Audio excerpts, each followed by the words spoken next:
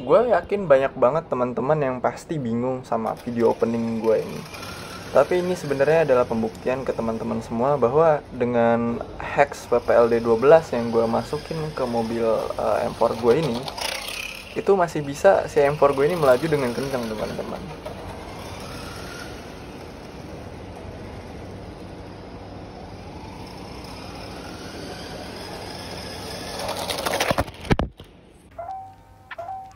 Oke, halo semuanya, balik lagi sama gue di Garasi Pelajar. Dan ya, sesuai judulnya gue bakal ngasih ke kalian tutor lagi, ya kan. Jadi bisa kita lihat lah ya, BMW M4 gue ini beda sama bukan beda sih, ini mobil yang sama, tapi udah banyak modifan gue lagi pasca gue ngupload video yang di Desember tuh yang nge-build RC M4 ini. Jadi bisa kita lihat teman-teman, di sini gue pakai velg WPLD 12 yang gue balut pakai roda aslinya Rastar. Jadi gue memang pesan khusus gitu ya velgnya ini dengan ukuran RC-nya RC M4 ini, diameter 46 mm dan lebar tapaknya untuk bagian belakang itu 22 mm dan depan ini 20 mm. Dan gue juga ngasih ini ngasih side skirt sih, bukan side skirt iya, terus juga skid plate ya. Gue ngasih skid plate itu dari plat nomor bekas plat nomor bekas di mobil gue juga. Jadi ya udah nggak kepake lah, masa pakainya udah habis ya kan, akhirnya gue bikin lah buat skid plate ini. Oke, tanpa basa-basi lagi, nggak perlu lama-lama, gue langsung buka dulu mobilnya, covernya gue buka dulu, bodinya. Nanti gue kasih lihat ke kalian gimana gue ngebikin mobil M4 gue ini dari yang aslinya itu pakai velg aslinya dia BMW Palang 5 kayak gini kan, originalnya M4 lah kayak gini. Lalu gue ubah pakai kayak ginian, gue juga nggak tahu sih ini model apa, tapi intinya ini velgnya WPLD 12. Oke, hexnya 5 depan belakang. Oke, gue buka dulu bodinya ya.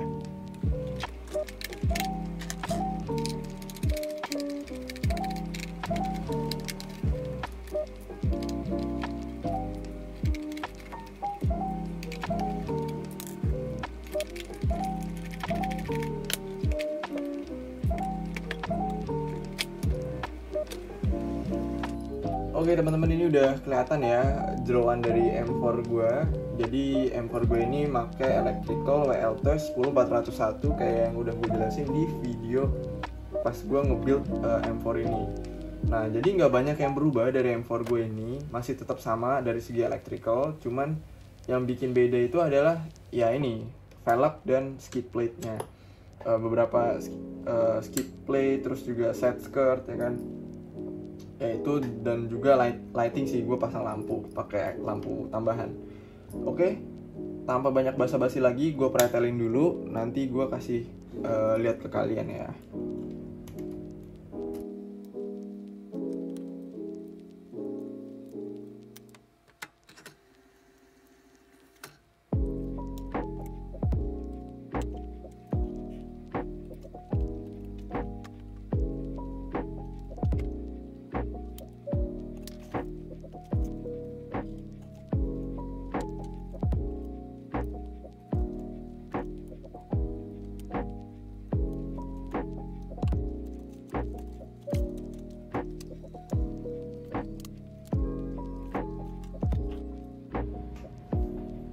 Oke teman-teman, ini adalah sumber masalah kita, pembahasan kita hari ini.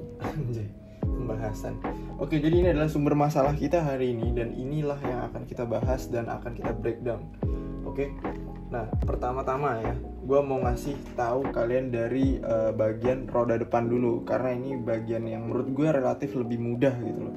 Nah, ada apa dengan bagian roda depan ya? Roda depan itu untuk Rastar itu bukan pakai baut teman-teman ya. Dia itu menggunakan, ini dia, tie rodnya itu dia menggunakan paku teman-teman. Jadi dia itu sistem tie rodnya kayak gini ya kan. Nah, dia dipakein paku kayak gini teman-teman. Ya untuk teman-teman yang main RCQD, gue yakin sih udah paham lah ya dengan model paku ini ataupun diecast gitu, karena hampir semua mainan gitu ya pasti pakainya sistem paku kayak gini sih. Beberapa yang emang mainan ya, kalau RC hobi kan dia udah pasti pakai sistem baut semua tuh. Nah, lalu gimana caranya buat kita bisa ngebuka ini sampai jadi begini dan gue bisa pakai di sini? Nah, gimana caranya? Pertama adalah teman-teman, kalian itu jepit bagian ini, bagian pakunya. Jadi pakunya itu kan ada bagian yang agak nongol nih kan, yang krom-krom kelihatan ke sini. Nah, kalian jepit pakai tang bagian yang ini, bagian yang dalamnya ini. Kan ini relatif lebih lancip tuh kan. Nah, kalian jepit seperti ini teman-teman. Kalian jepit ya kan. Nah, lalu gimana? Kalian tarik ini bagian bannya. Tapi memang ini nggak mudah ya, nggak semudah yang gue bicarakan. Dan ini pun gue nggak akan contohin untuk dibuka, karena emang gue nggak mau untuk ngebuka yang ini gitu loh. Ini gue biarin aja. Oke, singkatnya adalah kita buka ini, kita pukul teman-teman si bannya gitu loh. Nah, atau solusinya gimana? Kita bisa taruh di sini, ya kan, bannya kita taruh di sini, si bagian tang yang ujungnya ini kita pukul lah pakai palu tas gitu kan, kita pukul tok tok tok, nanti si bannya copot kok, percaya sama gue. Karena sebelumnya tuh gue sempat nyopot punya RC gue juga yang lain dan ya berhasil kayak gitu, makanya tie rodnya gue pakai di sini, tie rod bawaan BMW gue M4 nggak gue pakai. Nah, oke, itu untuk bagian roda depan gimana caranya ngecopot tadi ya. Nah, setelah tercopot bagaimana teman-teman? Nah, setelah kecopot, kita harus siapin juga hex-nya, hex WPL. Nah, kebetulan yang gue pakai ini tuh hex bukan punya WPL sih, hex punya RC lain, cuman ini bisa masuk untuk punya WPL hex 5 mm gitu. Nah, kenapa gue menyarankan WPL? Karena ya emang kita pakainya WPL kan. Terus yang kedua adalah jangan beli yang 3D printing ya hexnya. Karena 3D printing tuh kurang rapih hexnya. Kalau velgnya nggak apa-apa deh. Nah, lalu gimana? Nah, kalian setup teman-teman. Hex itu nggak ujuk-ujuk posisi bentuknya tuh kayak gini, rapih, pendek kayak gini. Hex WPL itu kan rata-rata panjang ya, teman-teman. Nah, ini juga disesuaikan dengan mobil kalian. Jadi ini adalah setup dan ini jujur nggak gampang. Setiap mobil itu pasti beda-beda ukuran dia panjang keluarnya itu loh. Situnya tuh beda-beda ya kan, terus juga diameter peleknya juga beda-beda. Nah, jadi kalian harus setupnya tuh bener-bener gitu loh, supaya nanti ketika mobil belok tuh nggak nyangkut sama inner fender atau bagian dalamnya. Nah, itu yang kedua ya. Nah, lalu untuk bagian pakunya teman-teman, kalian bisa pakai paku yang bawaan ya. Nah, tapi karena pakunya gua itu rusak, si dratnya itu kan, jadi bagian sini tuh ada dratnya teman-teman. Jadi dratnya itu sebentar gue cari dulu. Semoga ada.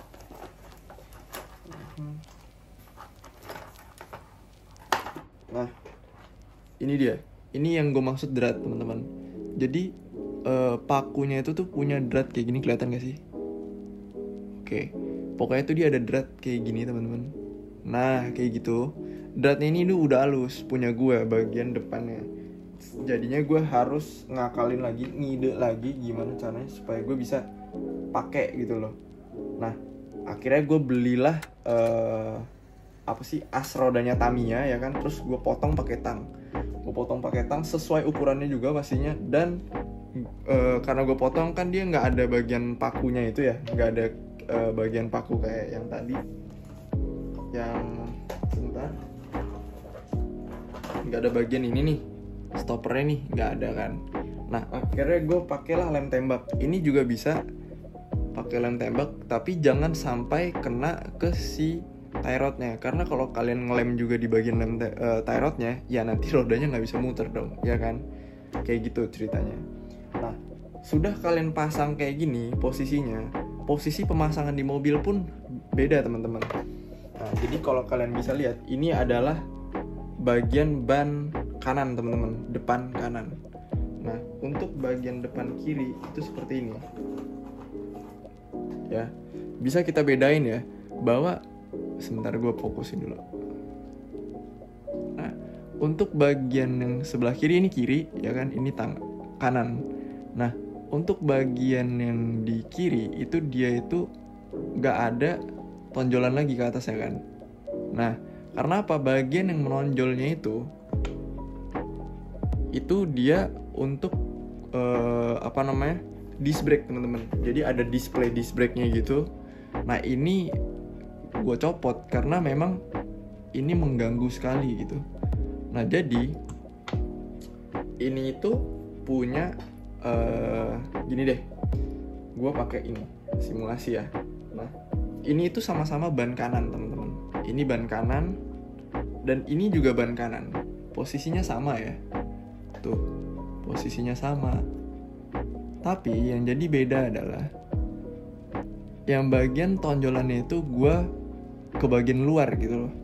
Kenapa? Karena kalau masuk ke sini nantinya akan mengganggu si hex yang kita pakai. Jadinya hexnya nanti itu nggak ada dudukannya teman-teman. Kesian dia. Jadi kan hex itu ada dratnya tadi kan, si asnya ini tuh ada dratnya. Dratnya nanti nggak bisa masuk gitu teman-teman.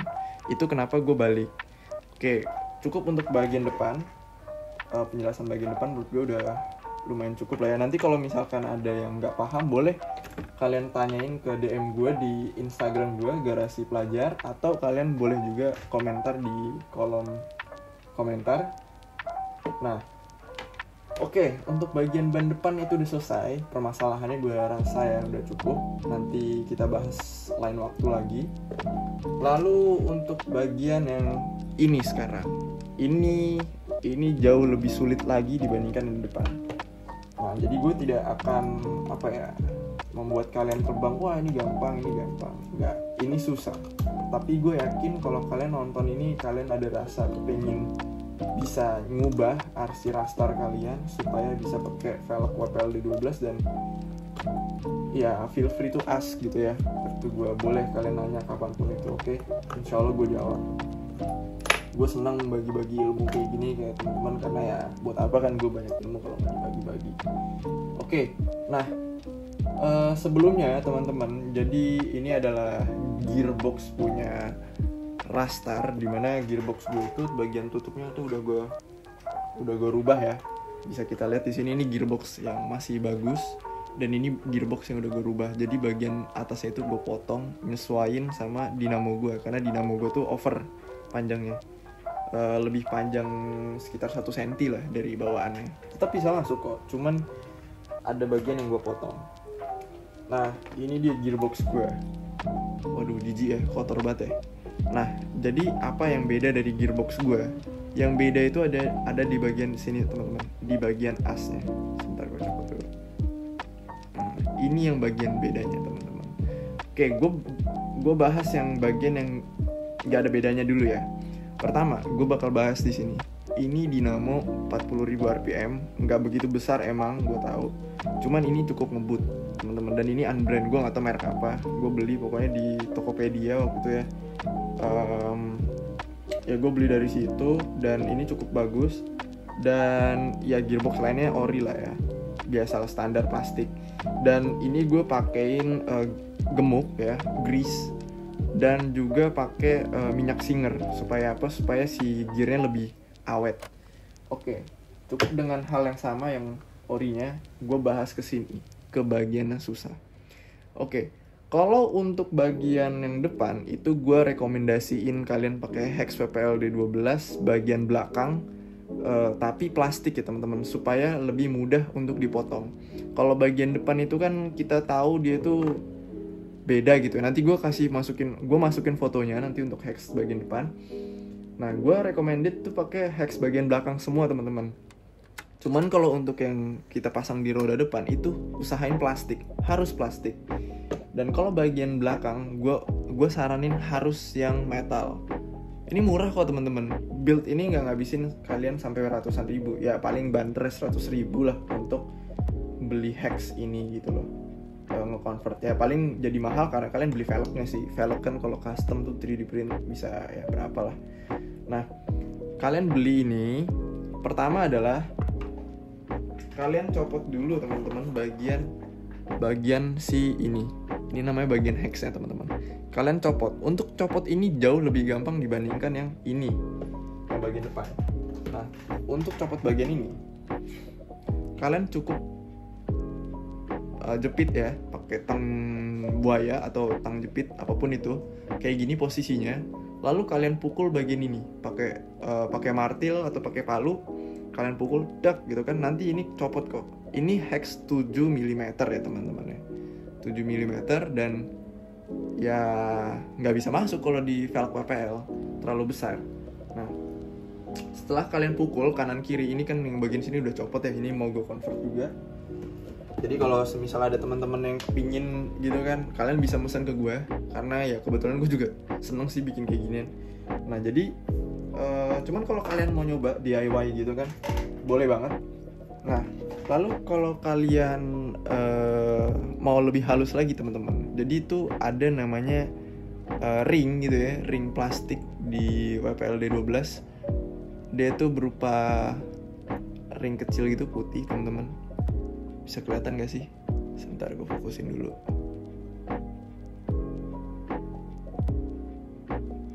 Oke. Ini dia, ini ada ring kan, dua tumpuk nih sebenarnya nih, ring warna putih ini. Nah, ring ini fungsinya apa? Jadi dia itu ada stoppernya teman-teman. Stoppernya ini itu fungsinya untuk nanti kalau semisal kita masukin ke dalam gearboxnya, dia akan duduk dengan rapi gitu. Sebentar ya, gue contohin. Nah, ini dia.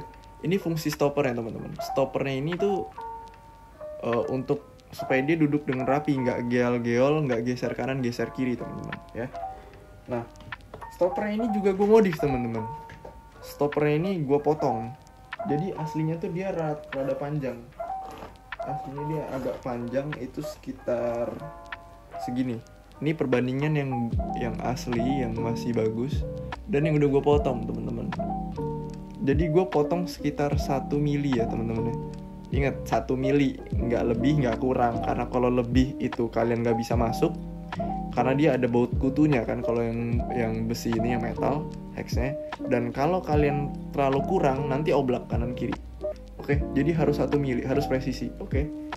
Nah, lalu apa lagi? Nah, kalau kalian tetap suka mobil kalian itu ada slip differentialnya itu, kalian bisa nggak perlu banyak ngubah lagi lah istilahnya. Tapi kalau kalian nggak suka sama anti slip differential ini, jadi anti slip differential itu apa? Sedikit ya, disclaimer dikit.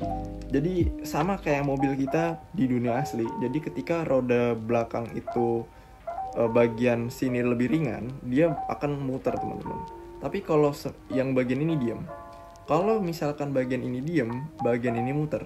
Nah, kalau misalkan duanya bebas bisa bergerak, dia bakal muter dari tengah-tengah gear yang ini. Nah, kalau kalian biasa-biasa aja, maksudnya tidak mempersalahkan itu, ya udah nggak apa-apa. Kalau untuk on road asli RC balapan sebenarnya lebih enak pakai anti slip differential sih, untuk belok supaya lebih enak aja gitu balapannya. Tapi kalau kalian suka ngedrift, gue saranin kalian bikin kayak gini. Oke, apa aja yang udah gue modif di gear anti slip differentialnya ini? Pertama teman-teman, itu gue bongkar si anti slip differentialnya ini ya. Gue bongkarnya itu dia ada 2 baut teman-teman di bagian sini dan sini ya. Ketika kalian buka, kalian keluarin semua gear-gear kecil ya teman-teman. Gear-gear kecil itu fungsinya apa?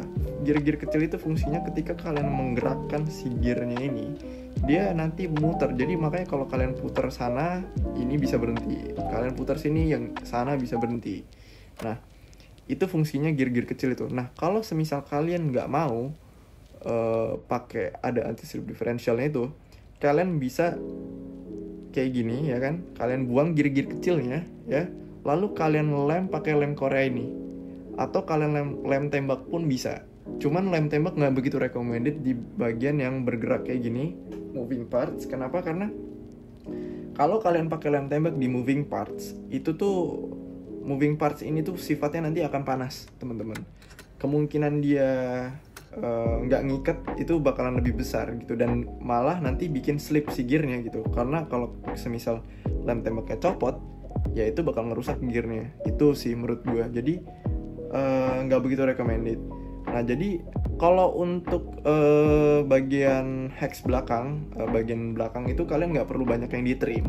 Lebih enak sih sebenarnya, jujur aja. Cuman lebih beratnya adalah ketika kalian mau bikin jadi RC drift, kalian harus bikin anti-slip differentialnya hilang. Itu aja sih paling ya teman-teman. Dan kalau kalian mau pakai dinamo asli originalnya sih ya gue rasa lebih enak ya teman-teman. Kalian nggak perlu banyak ngerubah sana sini, cukup kayak gini aja, original aja. Dan ya udah, paling gitu aja sih tutor gue hari ini. Kalau misalnya masih ada yang dibingungin dari teman-teman semua, boleh tanya gue di kolom komentar. Sekali lagi gue ngingetin, dan kalian bisa nanya gue di Instagram gue @garasipelajar, sama sih kayak nama YouTube gue.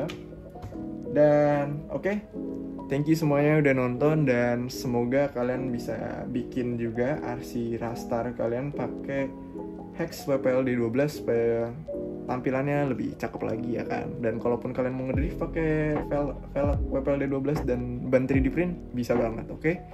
Thank you semuanya udah nonton. Sekali lagi thank you banget, like, comment, dan subscribe jangan lupa. Oke. Thank you semuanya. Izin cabut ya.